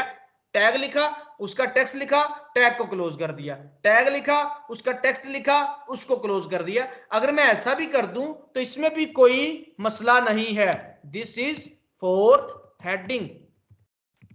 मैं अगर इसको ऐसा भी कर दूं, ये देखें क्या हुआ, टेक्स्ट लिखा, टैग लगा, टेक्स्ट लिखा गया, टैग क्लोज, ठीक है, काम तो वही वाला हुआ। यह चीज याद रखनी है, जब भी ब्राउजर आपका पढ़ता है तो जिस तरह हम पढ़ते हैं किसी भी चीज को, उसी तरह वो रीड करता है टॉप टू बॉटम। ब्राउजर ने जब भी इसको रीड करना है, आपकी प्रॉपर्टीज को, आपके टैग्स को ऊपर से नीचे की तरफ रीड करना है, ये ऐसे यहां से आएगा, ऐसे ऐसे ऐसे, जिधर जिधर लंबा होता जाएगा उतना उतना इसको पढ़ता जाएगा आपका ये, ठीक है। तो जब वो यहां पे पहुंचेगा तो भाई सेम चीज है। H3 पढ़ा, टेक्स्ट आया, H3 को क्लोज कर दिया। H4 पढ़ा, टेक्स्ट आया, H4 को क्लोज कर दिया।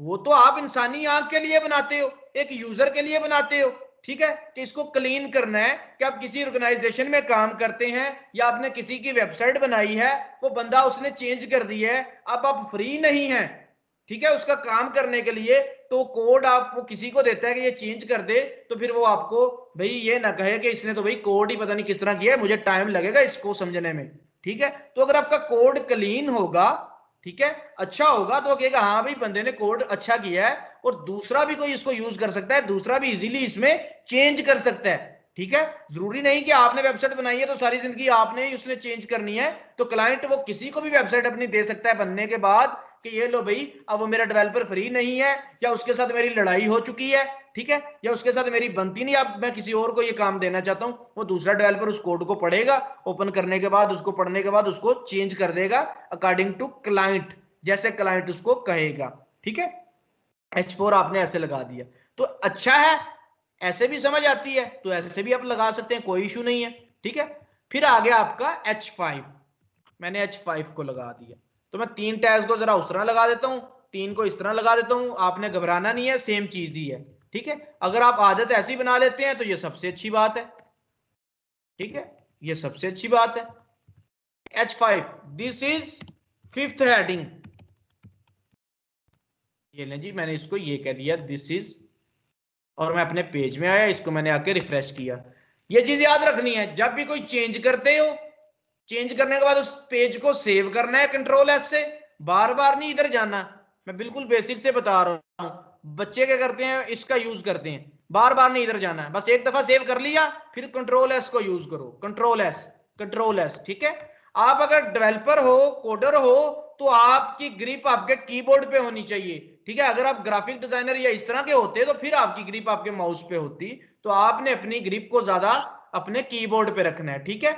इंटर वगैरह करनी है, कहीं पे क्लिक करना है, तो कीबोर्ड के जरिए आपने जाने की कोशिश करनी है कि मैं ऐसे ऐसे अपने ये चारों जो आपके एरोज हैं, इन एरोज को यूज करके मैं नीचे ऊपर जाऊं, ठीक है। इससे आप जल्दी चले जाओगे बजाय इसके आप माउस से जो क्लिक करोगे, ठीक है। अच्छा H5 भी आपने डिफाइन, इसको 5th हेडिंग कर दें आप, ठीक है। ये लीजिए, अब देखिएगा जरा, इनका साइज बस फर्क है और कुछ भी नहीं है। वो बड़ी हेडिंग, H2 उससे छोटी हेडिंग, H3 उससे छोटी हेडिंग, H4 उससे छोटी हेडिंग, H5 उससे छोटी हेडिंग। इसी तरह आपकी लास्ट वाली हेडिंग आ जाएगी जो आपकी H6 होगी। सर ये छोटी कैसे करते जा रहे हैं, समझ नहीं आ रही है। ये देखिए, ये जस्ट 6 लिखा, H6 H5, ये खुद ब खुद उसको छोटी करती जा रही है, ठीक है। ये जो 6 की जगह 5 करेंगे वो बड़ी हो जाएगी, 5 की जगह 4 कर देंगे वो और भी बड़ी हो जाएगी। अगर जो 1 में लिखी हुई है, देख रहे हैं फर्क इन दोनों में, देख लें फर्क यही है कि ये H1 में लगी है, वो H2 में लगी है। H1 वाली बड़ी है, H2 वाली छोटी है, H3 वाली H2 से भी छोटी है, H4 वाली H3 से भी छोटी है। ये जो यहां पर हम चेंज करते हैं, जस्ट आपके टैग में चेंज कर रहे हैं, वो टैग की चेंजेस उस पर इंप्लीमेंट हो रही है आपके टेक्स्ट पे। अब समझ आई ये कैसे छोटी हो रही है, क्यों छोटी हो रही है? आप टैग यूज कर रहे हो, चेंज कर रहे हो। आपने H6 किया, मैंने आपको बता दिया वो सबसे छोटा होता है, ठीक है। सर अगर हम छोटी ना करना चाहें तो? मर्जी आपकी, ना यूज करो H6 को, आपकी मर्जी है। ये तो जस्ट मैं आपको पढ़ा रहा हूं, तो हर टैग पढ़ाना है ना, आपने यूज तो इसको अपने अकॉर्डिंग करना है, अपने पेज के मुताबिक। अब इस पेज में मैं नहीं कहता कहीं पे मैंने H6 यूज किया होगा, जरूरत नहीं पड़ी होगी। ये मेरा H1 होगा, ये भी H1 है, ये भी H1 है, जस्ट इसको बोल्ड कर दिया, ठीक है, और इसको बोल्ड नहीं किया। ये मैंने P को यूज किया होगा, अगर मैं यहाँ पे जाऊं ये भी शायद P ही हो, ठीक है।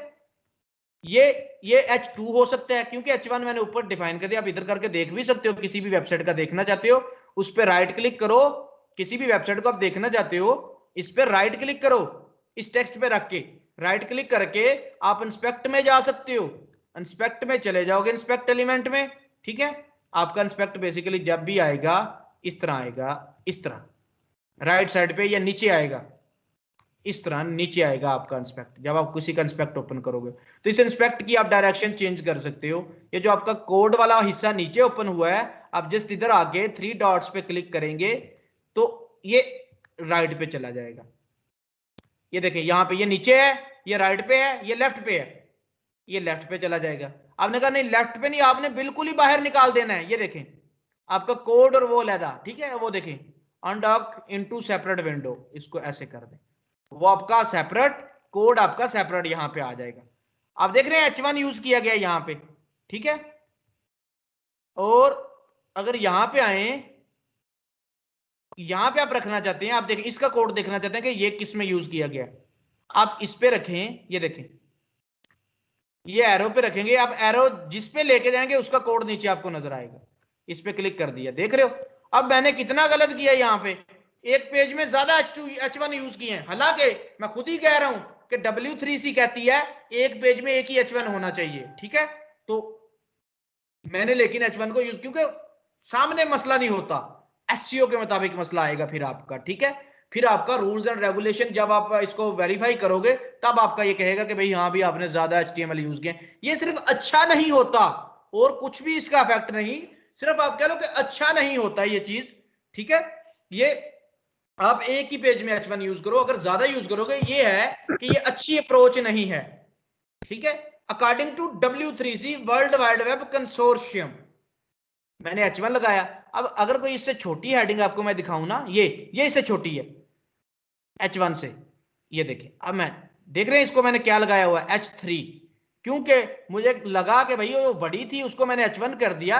विजुअल वे से भी, नजर आने वाले तरीके से भी तो आपने देखना है कि वो बड़ी थी उसको मैंने H1 कर दिया, अगर ये उस बड़ी से छोटी है तो हेडिंग ये भी, लेकिन उससे छोटी है तो H3 कर दिया।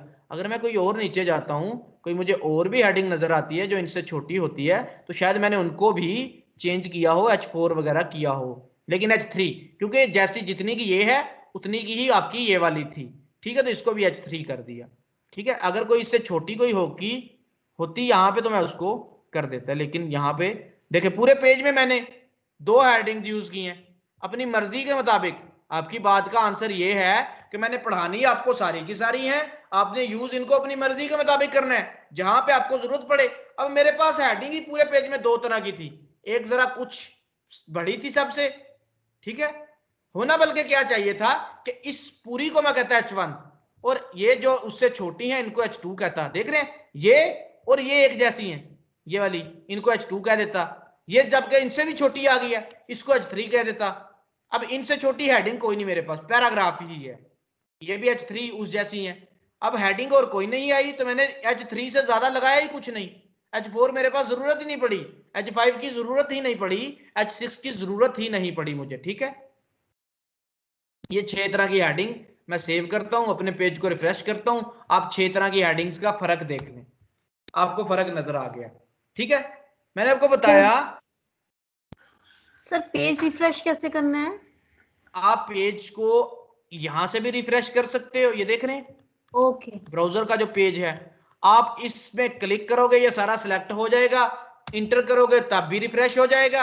अगर आप F5 को प्रेस करते हैं अपने कीबोर्ड से F5 को तो तब भी आपका ये रिफ्रेश हो जाता है, ठीक है।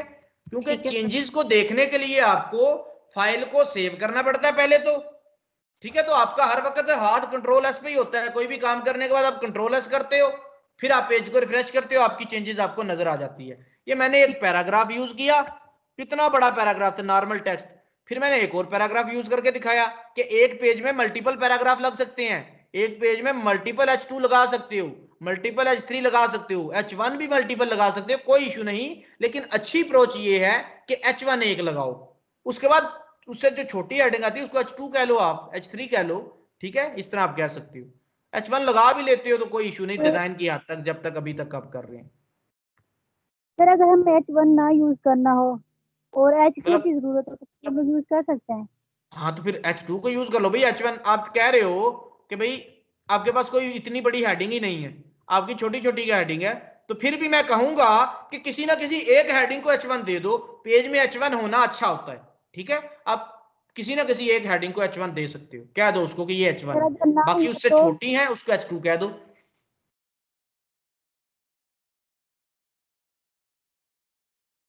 जी यहां तक समझ आई? अभी तक हमने 8 टैग पढ़े हैं, ये तो स्ट्रक्चर है भाई, ये तो हर दफा यूज होना है, इतना तो आपने हर दफा ही लिखना है। ये देखें HTML head start head close, इसके दरम्यान में टाइटल, बॉडी स्टार्ट, एंड पे बॉडी क्लोज, जो भी बॉडी में लिखते हैं वो स्क्रीन पे डिस्प्ले हो रहा है, आप देख रहे हैं ना, वो आप व्यू पोर्ट में नजर आ रहा है आपको,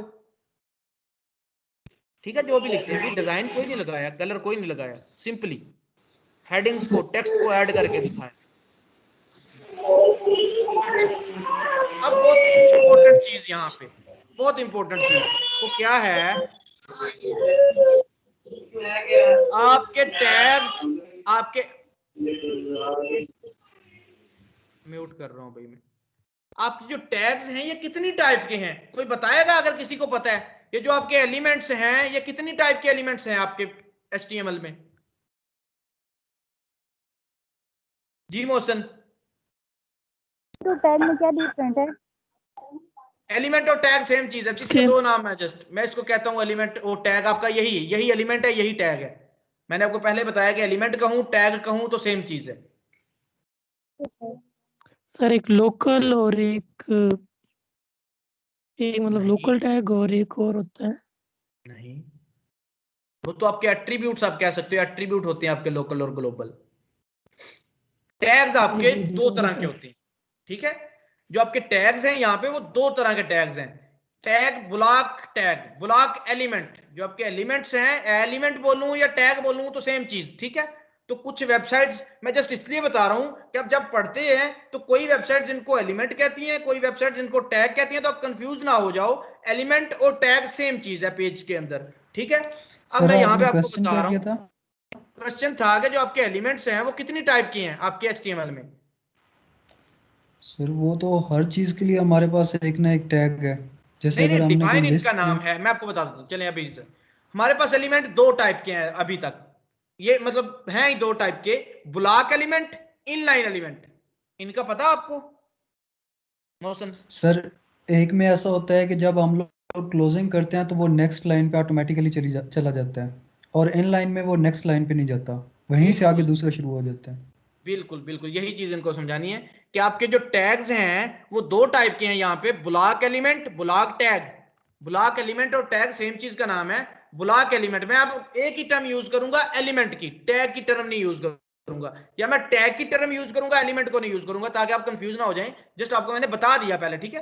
तो बोलने में हो जाता है, कभी मैं उनको टैग कह देता हूं, कभी मैं उनको एलिमेंट कह देता हूं।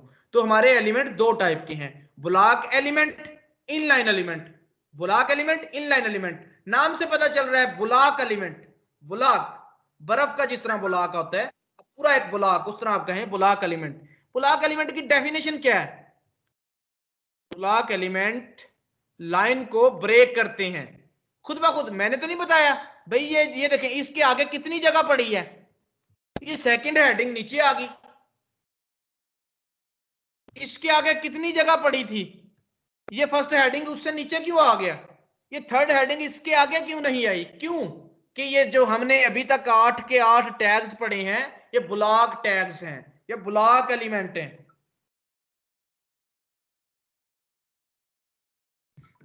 ठीक है। क्या कहते हैं ये कि हम पूरी लाइन कंज्यूम करते हैं। हम बेशक थोड़े से हों, इसमें बेशक आप टी लिख दो एक ब्लॉक एलिमेंट लगा के, ये 8 के 8 ब्लॉक एलिमेंट हैं, ठीक है, ब्लॉक बनाते हैं। ब्लॉक पूरी लाइन कंज्यूम करता है। चेक करना चाहते हो लाइन कंज्यूम करता है, जस्ट आप राइट क्लिक करें और इंस्पेक्ट पे चले जाएं। अब यहां पे आके आप इसको सिलेक्ट कर लें, ये आपका एरो, और किसी भी एलिमेंट पे ले जाएं। देख रहे हैं वो आपका, देख रहे हैं पूरी लाइन को कंज्यूम किए हुए है। ये देखें ये पूरी आपकी लाइन कंज्यूम कर दिया, ये एलिमेंट पूरा एक लाइन में आ रहा है। जब ये लाइन खा जाएगा, लाइन को कंज्यूम कर लेगा, तो जगह तो नहीं बचेगी कि नेक्स्ट एलिमेंट इसके साथ आ सके। क्यों? ये शुरू ही यहां से हो रहा है और एंड बिल्कुल लास्ट में जाके हो रहा है, तो जो भी अगला एलिमेंट आएगा वो नीचे आएगा, ठीक है। वो ऑटोमेटिकली, मैंने अलग ब्रेक दी भी नहीं, वो ऑटोमेटिकली नीचे, वो इसी वजह से नीचे आ रहा है। जब एक लाइन पूरी हो जाती है, आप लिखते लिखते लिखते लिखते एक लाइन में चले जाते हो, पूरी कंप्लीट कर देते हो, फिर आप नीचे आ जाती हो, ठीक है। लेकिन यहां पे क्या हुआ, ये कहता बेशक आप एक वर्ड लिख दो, मैं पूरी लाइन कंज्यूम कर दूंगा, बेशक एक वर्ड लिख दो आप, ठीक है। तो यहां पे यही हुआ, ब्लॉक एलिमेंट क्या करते हैं, पूरी लाइन कंज्यूम करते हैं और ऑटोमेटिकली ब्रेक लेते हैं, नीचे आते हैं। लेकिन दूसरे एलिमेंट कौन से हैं? वो इनलाइन एलिमेंट है। अब इनको याद रख लें, मैं यहां पे इनकी आपको स्लाइड्स भी बना दूंगा, ठीक है, छोटी छोटी डेफिनेशंस। ब्लॉक एलिमेंट्स आप अपने पास भी रखा करें अपनी नोटबुक, ठीक है, आप उस पर लिख लिया करें block elements, inline elements. Block elements मैंने आपको बता दिया पूरी लाइन कंज्यूम करते हैं। जो इनलाइन एलिमेंट्स है, नाम से पता चल रहा है इनलाइन, एक लाइन में आने वाले इनलाइन एलिमेंट्स आपके पास कौन से हैं, ठीक है। अब आ जाइए यहां पे, आप कहें स्पैन, एक स्पैन का एलिमेंट है। अब एक लाइन में भी क्लोज कर दे, मैं इसको नीचे क्लोज करता हूं, देखें span, this is span, this is span.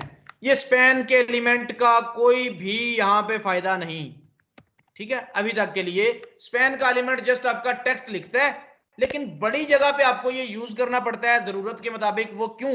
जहां पे आपको लाइन ब्रेक नहीं देनी होती। क्यों? इसकी डेफिनेशन में शामिल है कि स्पैन एक लाइन में आता है, ब्रेक नहीं लेता। चेक करना चाहते हो, यहां पे आ जाओ, एक स्पैन लगाया, आप दूसरा स्पैन लगा दो।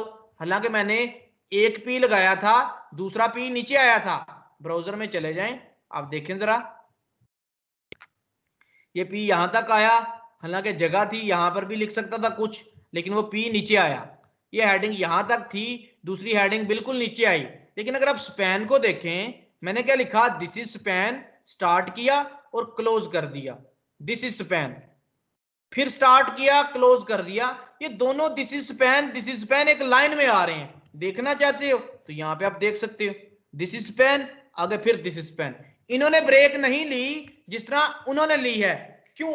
इनलाइन एलिमेंट कहता है कि जितना मेरा कंटेंट होता है, जितना मेरा टेक्स्ट होता है, मैं उतनी ही जगह कंज्यूम करता हूं, जबकि ब्लॉक एलिमेंट कहता है कि मेरा कंटेंट बेशक एक वर्ड ही क्यों ना हो, मैंने पूरी लाइन कंज्यूम करनी है। वो पूरी लाइन कंज्यूम करता है, ये जितना होता है उतनी ही जगह लेता है। आप यहां पे देखें, राइट क्लिक करें, इंस्पेक्ट में चले जाएं, ये जितना होगा उतनी जगह को ब्लू करेगा, उतनी जगह को नीला करेगा। देखिएगा, देख रहे हैं, यहां पे आपको ये नजर आएगा, ये इसने इतनी ही जगह को ब्लू किया है, ठीक है। लेकिन इसको देख लें आप, इतनी ही जगह को, लेकिन किसी ब्लॉक को देखें, वो ब्लॉक पूरी लाइन आपकी खा रहा है। ये देखें H1 H2 ये सारे के सारे ब्लॉक हैं, पूरी लाइन कंज्यूम कर रहे हैं आपकी, ठीक है। ये देख रहे हैं, पूरी लंबी लाइन लग जाती है आपकी। इसको मैं यहां पर रखता हूं ताकि आपको लाइन पूरी दिखे, ठीक है। ये देखें, वो पूरी लाइन कंज्यूम कर रहा है।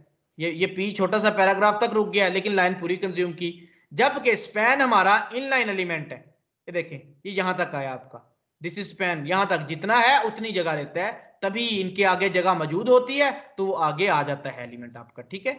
ये आपका इनलाइन। अभी तक हमने एक इनलाइन एलिमेंट पढ़ा, स्पैन। स्पैन का वैसे काम कोई नहीं होता, लेकिन बड़ी जगह पे ये यूज किया जाता है, जहां पे हमें जरूरत होती है कि किसी एलिमेंट को हमने ब्रेक भी नहीं करवाना और उस पे उसकी प्रॉपर्टीज भी कोई लगानी है। फॉर एग्जांपल मैं आपको समझा देता हूं, यहां पे आए, अगर ये देखें क्या चेंज है इनमें, पूरा टेक्स्ट आपका बिल्कुल सेम है, पी में लगा दिया आपने। कहां पे लगा दिया? पी में लगा दिया आपने, ठीक है। लेकिन ब्रांड लैंग्वेज को चेंज करना है, कलर उसका और लगाना है। पूरी पी का कलर है ब्लैक, ब्रांड लैंग्वेज का कलर है येलो, ठीक है। अब ये कैसे होगा? अगर मैं पी को कलर लगाऊंगा वो तो ब्लैक लग गया, अब ब्रांड लैंग्वेज को भाई कैसे लगाऊं? मैं कहता हूं ब्रांड लैंग्वेज को यहां पे मैं पी में लहदा से रख दूं, पहले मैं सारा पी लगाऊं यहां तक, ठीक है, यहां तक एक पूरा पी लगा लिया, फिर उस पी के अंदर एक नया पी स्टार्ट कर दिया। लेकिन जब मैं पी लगाऊंगा, देखिएगा आप क्या होता है, ये पूरा काम यहीं पे मैं एग्जांपल करके दिखाता हूं आपको। ये पूरा मैंने टेक्स्ट कॉपी किया यहां से, ये टेक्स्ट कॉपी करने के बाद मैंने अपने नोटपैड में आ गया, यहां पे आके मैंने, देखें आप कोई भी टैग कहीं भी लगा सकते हैं, कोई मसला नहीं। यहां पे आके मैंने पी लगाया और इस पी को मैंने यहां पर क्लोज कर दिया। ये देखिएगा, इस पी को मैंने यहां पे क्लोज किया और वो वाला टेक्स्ट उठा के मैंने इसके दरमियान में लिख दिया। वो टेक्स्ट इसके मैंने दरमियान में लिख दिया, वो एक लाइन आपकी पूरी लिखी आ गई। आप अगर जाएंगे अपने ब्राउजर में, कलर वगैरह तो लगा नहीं आएगा, क्यों? आपने तो बिल्कुल सादा बना रहे हो, आप ये पूरी लाइन लगी। अच्छा, ब्रांड लैंग्वेज ये आ रहा है। अब ब्रांड लैंग्वेज को कोई सेपरेट आपने कोई कलर वगैरह लगाना है तो उसको टैग में डिफाइन करना पड़ेगा। ये पी में है ना, तो उसको भी कुछ ना कुछ देना पड़ेगा, तभी उस पर कोई प्रॉपर्टी लगेगी। तो इसलिए फिर हम उसको स्पैन में लिख देते हैं। क्यों? स्पैन भाई आपको प्रॉपर्टी लगाने के लिए जगह प्रोवाइड कर देता है, एक टैग दे देता है, आपके जो पैराग्राफ है उस पर असरअंदाज नहीं होता। स्पैन एक सिंपल टैग है जो कुछ नहीं करता, आप ये कह लें, ठीक है। स्पैन में आप जो भी लिखेंगे वो वहां पे आपको डिस्प्ले करवाएगा। अभी तक के लिए आप कह लें, स्पैन का फायदा आपको बाद में पता चलेगा, ठीक है। This is span. एक और एलिमेंट हमारे पास जो इनलाइन है वो है बी का एलिमेंट। बी लिखा क्या करता है? दिस इज बोल्ड, ये टेक्स्ट को बोल्ड करता है। मैंने इसमें दिस इज बोल्ड लिख दिया जस्ट, और इधर आके मैंने पेज को रिफ्रेश किया, देख रहे हैं, मैंने रिफ्रेश कर दिया, वो एक लाइन में आया। जिस तरह इसने लाइनें ब्रेक की, this is heading, this is second heading, this is ये, इसने लाइन ब्रेक नहीं की, हालांकि ठीक है ये भी तो एलिमेंट में है। देखिए एलिमेंट मैंने बदल के लिखा, उसको क्लोज करके लिखा, ये देखिए ये भी क्लोज हुआ था। क्यों? ये इनलाइन एलिमेंट है, इसलिए ये एक लाइन में आ रहे हैं, ये ब्रेक नहीं लेते, ठीक है। अब किसी टेक्स्ट को बोल्ड करके लिखना है तो जस्ट आप बी लिख सकते हैं, ठीक है। अब बी लिखेंगे, बी में जो भी लिखा होगा वो आपका बोल्ड हो जाएगा। फॉर एग्जांपल अब बी किधर किधर आप डाल सकते हैं भाई, आप हर जगह पे लिख सकते हैं। आपने कहा ये पूरा पैराग्राफ लिखा आ रहा है, जो 1500 है ये ना 1500 लिखा हुआ है यहाँ पे 1500 एस जो लिखा हुआ है, इसको आप बोल्ड शो करवाना चाहते हैं तो कोई बात नहीं, आप यहाँ पे आए, आप अपने पैराग्राफ में जाएं, आपको मैं टैग के अंदर टैग लगाना बता रहा हूं, वो कैसे लगाते हैं। आप जस्ट जाएं जहां पे आपको 1500 नजर आए, ये देखिए उसमें आप डाल दें बी। अब ये जो इतना सा है आप इससे पहले और बाद में बी को क्लोज कर दें। अब अगर ये पी डालते तो इसने लाइन ब्रेक कर देनी थी दी के बाद, अगर यहाँ पे पी लगा होता है, आपने इनलाइन टैग लगाया जो कि लाइन ब्रेक करता ही नहीं है, ठीक है। एक लाइन में ही आता है बी स्टार्ट किया, 1500 उसमें लिखा हुआ है, बी को क्लोज कर दिया, अब बी आपका 1500 आपका बोल्ड हो जाएगा जो साथ एस बी आ रहा है, ठीक है। देख रहे हो पूरे पैराग्राफ से वो डिफरेंस इसका। बी के दो फंक्शन है, वो बोल्ड भी करेगा और इन लाइन है, लाइन भी ब्रेक नहीं करेगा। बिल्कुल बिल्कुल, आप ये कह सकते हैं कि वो बोल्ड भी है और लाइन भी ब्रेक नहीं कर रहा, ठीक है, क्योंकि इन लाइन है, वो उसकी डेफिनेशन है कि वो उसने बोल्ड करना ही करना है, ठीक है। लेकिन उसकी टाइप कौन सी है, इन लाइन, उसने उस वाला काम भी करना है, ठीक है। अच्छा, अब किसी को अटैलिक करना चाहते हैं तो मैं पहले यहाँ पे नीचे आता हूं, ये आपको मैंने इसलिए करके दिखाया कि टैग के अंदर भी टैग आप जहां चाहे लगा सकते हैं, लेकिन उसकी क्लोजिंग जरूर याद रखनी है कि ये ना हो कि बी को यहां पे लगा के और इस पी के बाद में क्लोज कर रहे हैं, ठीक है। देखो इसमें ये है कि यहां पे लगा, फिर इसको क्लोज भी इसी के अंदर अंदर ही होना है, इसके बाहर तो नहीं क्लोज होना है। आप ये ना करें कि HTML देखो बॉडी HTML के अंदर लगा हुआ है, आप बॉडी को यहाँ पे इसके बाद क्लोज करने की कोशिश करें, ऐसा तो हो ही नहीं सकता, ठीक है। अब बॉडी को इसके बाहर तो क्लोज कर ही नहीं सकते, वो तो उसके अंदर लगा है, उसके अंदर अंदर क्लोज होना। तो सो यहां पर भी आपने जब भी नेस्टेड टैग लगाना है, टैग के अंदर टैग लगाया, देखे पी यहाँ पे शुरू हुआ, पी का कंटेंट चला, कंटेंट चलने के बाद यहां पे आपको जरूरत थी बोल्ड करने की, आपने बी पी लगाया, बी को आपने यहीं पे क्लोज कर दिया जितना एरिया बोल्ड करना था। ये आ गई वो क्लोजिंग वाली बात, जो एक बात कर रही थी कि हम क्लोज मतलब पी को जरूरी नहीं क्लोज करें, ठीक है, वो हर जगह पे जरूरत है। अगर आप बी को यहां पे क्लोज करना भूल जाएंगे, देखें बी को क्लोज करना भूल गए आप, क्लोजिंग की अहमियत बताता हूं, बी को क्लोज करना भूल गए जब आपने वो देखे बी के बाद में आने वाला सारा उसने बोल्ड कर दिया, क्यों, आपने उसकी लिमिट ही डिफाइन नहीं की कि भाई इस हद तक इसको बोल्ड करो, आपने बताया ही नहीं, उसने वो सारा ही बोल्ड कर दिया। ये देख रहे हैं यहां तक सारा ही बोल्ड कर दिया उसने, स्पैन दिस इज दिस सारा कुछ बोल्ड कर दिया, इसलिए इसकी मुकर्रर करते हैं हम हद, लिमिट यहां पे लिखते हैं, यहां तक आपने करना है बी का काम। इसका मतलब है कि इस जो एलिमेंट है इसका काम, इसकी जो डिफाइन डेफिनेशन है, तो जो डिफाइन शुद्ध काम है इसका, जो हमें बताया गया है कि ये करता है, वो यहां तक करे, इस एस के बाद ना करे इसको बोल्ड, बस एस तक ही बोल्ड रखे, इसलिए हम इसको क्लोज करते हैं, ठीक है। ये मैंने ई की जगह स्ट्रांग यूज कर सकते हैं, मैं आपको बताता हूँ वो दोनों चीजें।